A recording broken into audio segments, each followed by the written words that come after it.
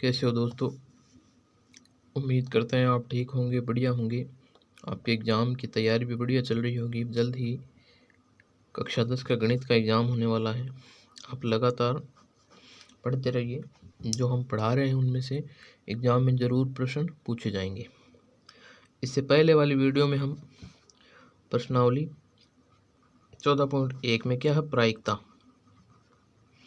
प्रायिकता के बारे में पढ़ा था। प्रायिकता के हमने 1 से 10 तक सवाल पढ़े थे। इससे पहले वाली क्लास में कितने सवाल पढ़े थे? 1 से 10 तक। कुछ क्लास में 1 से 2 सवाल थे, फिर 3, 4 ऐसे करके हमने 10 तक सवाल पढ़े थे। मैं उम्मीद करता हूँ आपने ज़रूर वो सवाल देखे होंगे और आपने समझे भी होंगे। आज हम प्रश्नावली 14.1 का 11वां सवाल पढ़ेंगे। 11वें सवाल में क्या है? एक जल जीव कुंड। क्या कह रहे हैं? गोपी अपने जल जीव कुंड के लिए एक दुकान से मछली खरीदती है। गोपी के पास कोई जल जीव कुंड है। जल जीव कुंड का मतलब ऐसा कुंड है जिसमें वो अपने जलीय जीवों को रखती है। किसको रखती है? जलीय जीवों को रखती है। उस जलीय जीवों को रखने के लिए कुंड में क्या रखती है? जलीय जीवों को, मछली को रखती है। मछली रखने का कोई कुंड है, जलीय जीव कुंड, जिसमें वो अपने मछलियों को रखती है। तो मछली खरीदती है, एक दुकान से मछली खरीदती है। दुकानदार एक टंकी जिसमें 5 नर मछली कितनी है? दुकानदार के पास कोई टंकी है, ऐसी टंकी मान लो। 5 तो नर मछली है और दुकानदार एक टंकी जिसमें 5 नर मछली और 8 मादा मछली है। 5 तो नर है और 8 क्या है? मादा मछली है में से एक मछली यादृच्छिक उसे देने के लिए निकालता है। इसकी क्या प्रायिकता है कि निकाली गई मछली नर मछली है। इसमें से निकालकर एक मछली इसमें डालेगी गोपी। तो एक मछली निकालने की क्या प्रायिकता है कि निकलने वाली मछली क्या होगी? नर मछली होगी। नर मछली की हमें प्रायिकता ज्ञात करनी है। किसकी प्रायिकता ज्ञात करनी है? नर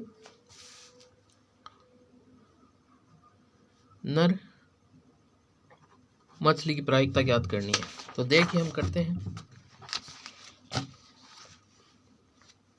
हल करते हैं इसको।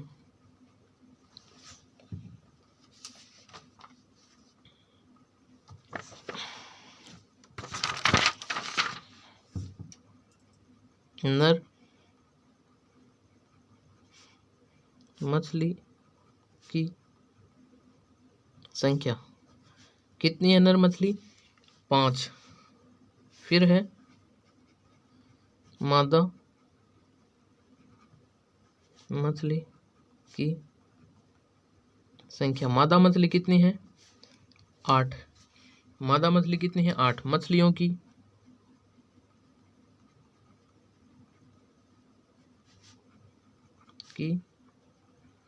कुल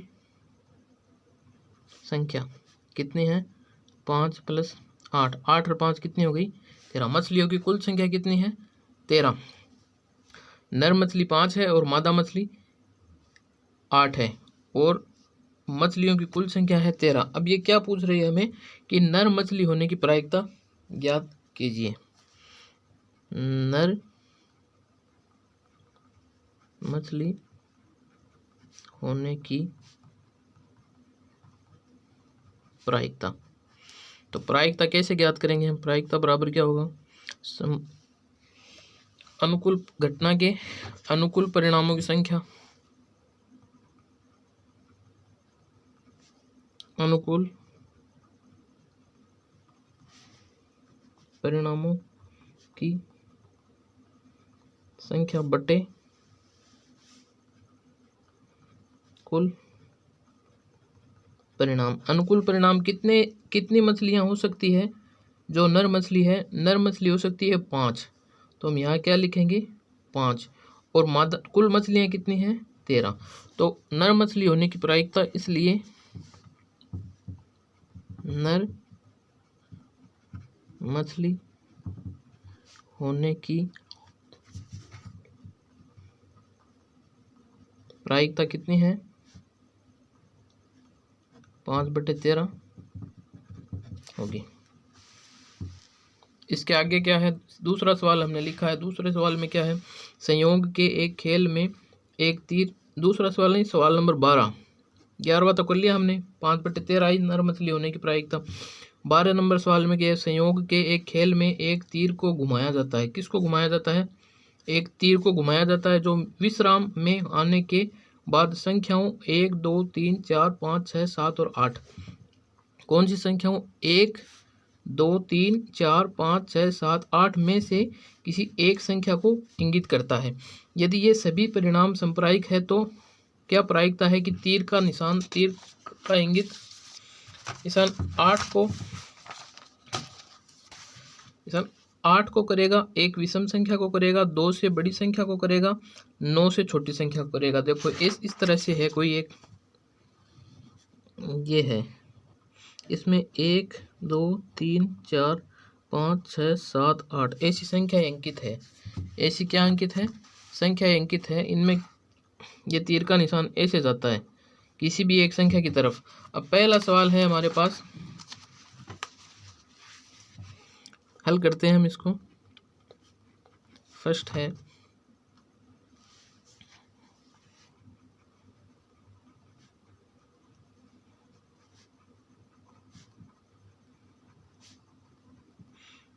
परिणामों की कुल संख्या, कुल संख्या कितनी है, 1 2 3 4 5 6 7 और 8, कुल संख्या कितनी है परिणामों की, 8 है। यानी कि कितनी हो गई, 8। अब ये पहले सवाल में क्या कह रहा है, 8 को इंगित करेगा, 8 को इंगित करने की प्रायिकता, 8 को इंगित करने की प्रायिकता क्या आएगी, कुल तो है 8 घटना के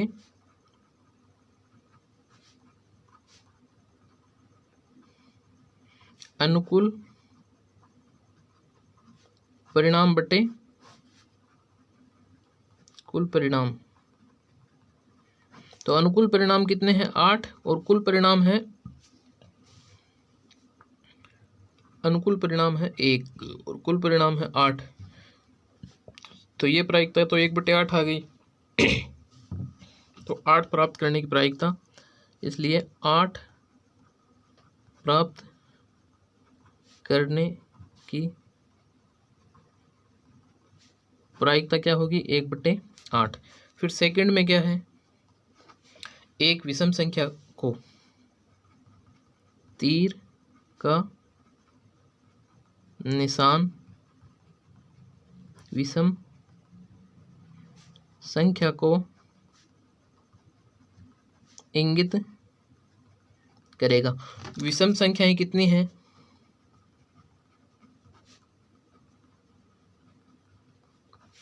एक तो 1 है, 3 है, 5 है और 7 है, यानी कि 4 विषम संख्याएं हैं। आप इनमें देख सकते हो 1 3 5 और 7, यही है विषम संख्याएं। इसलिए प्रायिकता, विषम संख्या की प्रायिकता, विषम संख्या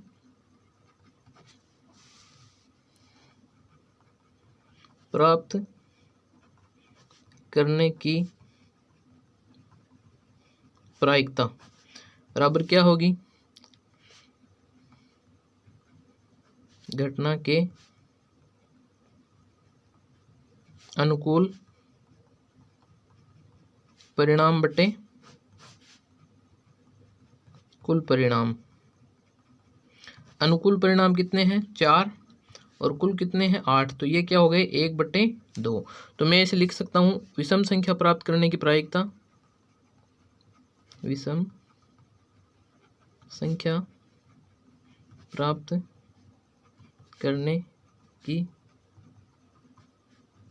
प्रायिकता 1/2 या 0.5 है।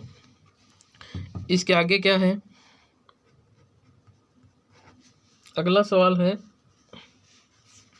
2 से बड़ी संख्या को इंगित करेगा, 2 से बड़ी संख्या को इंगित करेगा तीर का निशान 2 से बड़ी संख्या को इंगित करेगा। 2 से बड़ी संख्या को इंगित करेगा। 2 से बड़ी संख्या कितनी है? देखो आप, 2 से बड़ी है 1 2 3 4 5 6। 2 से बड़ी संख्याएं कौन कौन सी हैं? 3 4 5 6 7 8। ये संख्याएं क्या है? 2 से बड़ी संख्या। तो 2 से बड़ी संख्या को इंगित करने की प्रायिकता, 2 से बड़ी संख्या प्राप्त करने की प्रायिकता क्या होगी? हम लिखेंगे पहले घटना के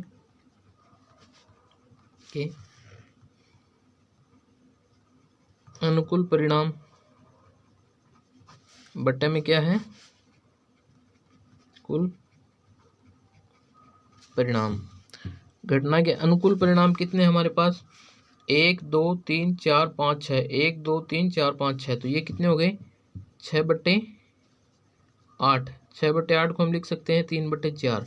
इसलिए यहाँ लिख रहा हूँ मैं, इसलिए 2 से बड़ी संख्याएं प्राप्त करने की प्रायिकता 3/4 होगी। ठीक है, आखिरी सवाल बच गया इसका, वो और करते हैं अपन। चौथा सवाल क्या है? 9 से छोटी संख्या को करेगा। 9 से छोटी संख्या, तीर का निशान, तीर का निशान 9 से